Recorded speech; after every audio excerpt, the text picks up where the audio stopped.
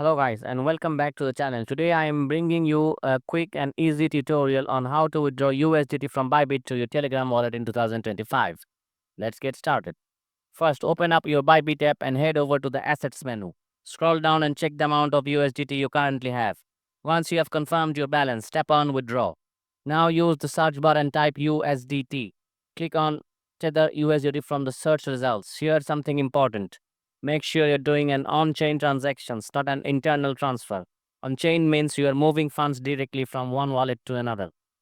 Next, you'll need to enter two things: the wallet address and the network type. Telegram wallet usually supports Ton blockchain, so we're going to select Ton as the network.